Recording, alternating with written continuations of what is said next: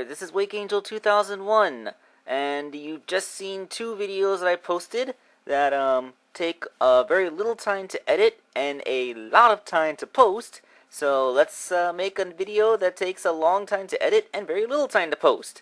It is the commission for Speed the Hedgehog 42 being continued with his next character, Pinkie, who I'm going to guess is an echidna based on the shape of her dreads and lack of visible ears. So let's get right into this one. Pinkie's recipe is pretty simple. It's just Amy Rose with Wave's torso swapped in. So the beginning of the modification of the torso is of course to chop off the tail and the feathers, although this time instead of completely removing the necklace, I left it in place so it could form the collar of her hoodie. I modified the little gem on her necklace to look more like a zipper, and then sculpted on some extra bits, like her new tail, the, her mammal characteristics, and on the back I added the, hood. Painted up, it looks very much like her blue and purple hoodie with the pink and darker pink underclothing, it's all good. And her arms are very simple mod too, just sculpt on a couple of t-shirt sleeves, shave around the rings to make them look more like bracelets, and then, paint them up. And on the feet, I had to sculpt on an extra band to be her shoe strap, and then I forgot to take any pictures of them painted, so you'll have to wait until the figure is completed before you can see what the legs look like. All that leaves now is the head. So we start with Amy Rose's head. As you can see, I've already removed the ears and some of her sideburn spines to accommodate extra sculpting bits. And, okay, now this is where things got really complicated. Some parts of her were simple, like sculpting on her bangs, covering the bridge of her nose to give her unconjoined eyes. But then the fact that this is an echidna comes in. I said it before, making sideburn spines is a very complicated process. The material is very gummy and flowy at when freshly sculpted, so you have to be careful that it doesn't lose its shape, and also that there's going to be clipping issues, so you have to make sure that the arms are still going to fit.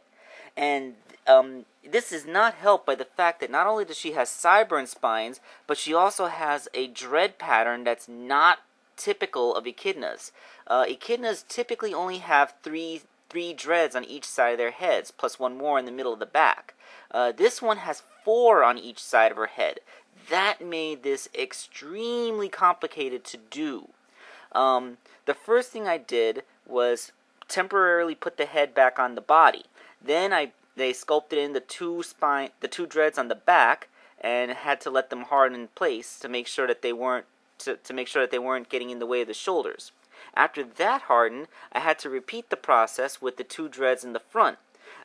This was complicated because I had to make sure that the arms would still be able to move. That's why when you saw the front of her face, it looked like those front 2 dreads were kind of like flowing outwards a little bit. This is not ideal. If she only had 3 dreads like a regular echidna, I would have been able to sculpt them in such a way that her arms would have had their full range of motion, but since she needs 4, this is really limiting to her articulation, so her arms can really only move forward and backwards now. It's a shame, but in order to capture the look of this character, it's a sacrifice that I had to do. You have to remember, folks, when you're designing your fan character, you have to remember that their parts might just clip when it's built into a physical figure. That's why a lot of times when they make cartoons with a toy license, the character designs can be relatively simple. This is so that the figures won't accidentally clip into themselves when you try to make them into toys. Okay, so let's look at the completed figure and see how she came out. Sorry for holding on that one picture for a long time. I realized I forgot to take pictures of her head painted before I attached it to the body. Probably because, I made the head and body at the same time. I didn't think to take pictures at the moment. But here she is.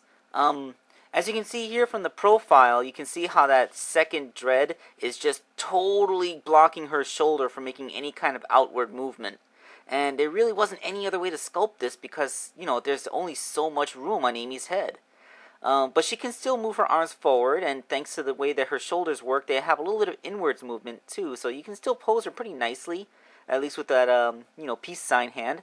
So I'm going to call it a win.